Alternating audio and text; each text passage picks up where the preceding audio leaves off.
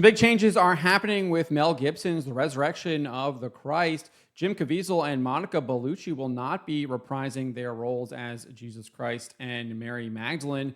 They are being replaced with Jaako Ohtonen and Mariela Garriga.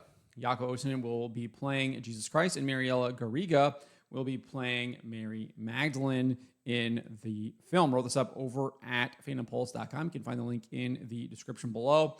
This is coming to us from Variety's Nick Vivarelli. He reports that Gibson and his team have cast Finnish actor Jaako Ohtonen in the role of Jesus, replacing original star Jim Caviezel. Additionally, Vivarelli shared that Mary Magdalene, a role held in Passion by Monica Bellucci, is being played in Resurrection by Cuban actress Mariela Garriga, who starred in the Mission Impossible Dead Reckoning films as Marie.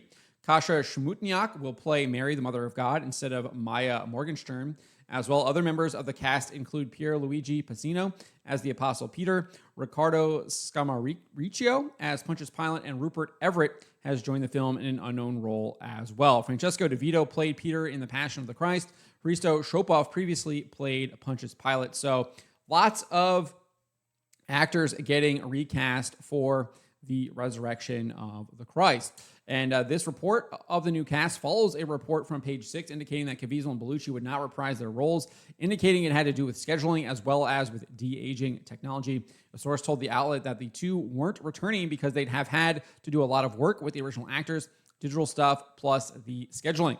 The source added there was a lot of back and forth for a couple of months. Of note, Gibson had indicated back in January he planned to use Caviezel again and even potentially other cast members during an appearance on the Joe Rogan Experience. He said this, you use him again.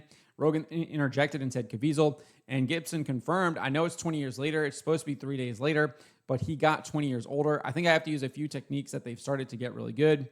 You can actually get some of the same people. So clearly things have changed since January, and it does not look like they're going to be using many of the same people from the original The Passion of the Christ.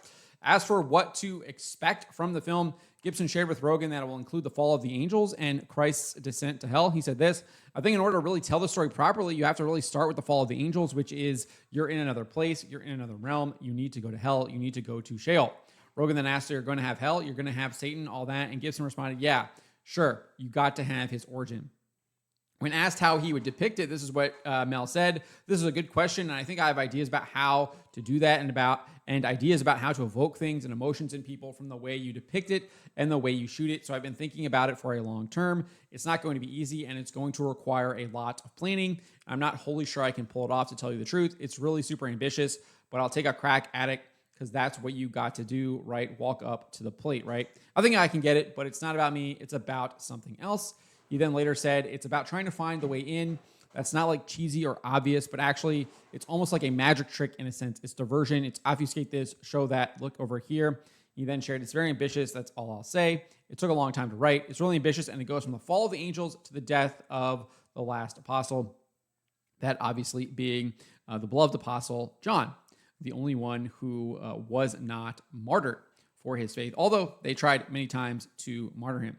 The film is being released in 2 parts. Lionsgate announced on August 5th that part 1 will release on Good Friday on March 26, 2027. And then the second part will arrive on Ascension Day on May 6, 2027.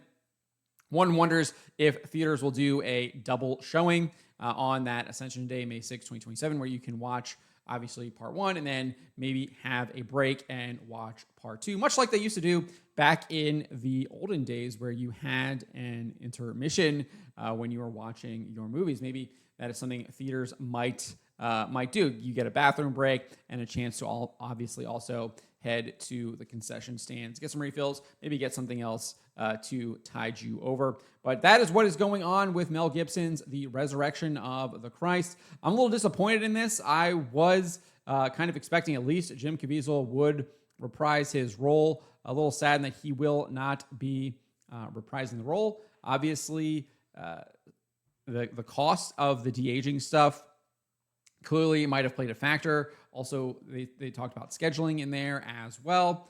So that's just unfortunate. But hopefully, maybe Gibson and Caviezel are able to team up again. I know Gibson has that Siege of Malta miniseries that he is also looking at getting off the ground. I know he was in Malta last year scoping it out. Maybe Caviezel can play a role in that.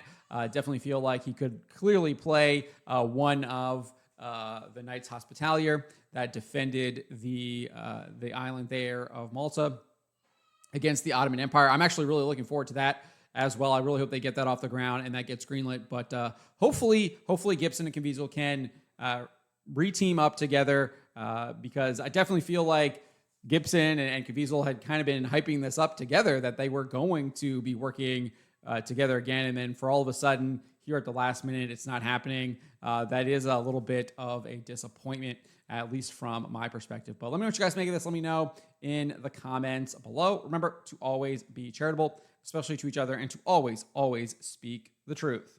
Why would you be afraid of the people? Why are you not afraid of God instead of man?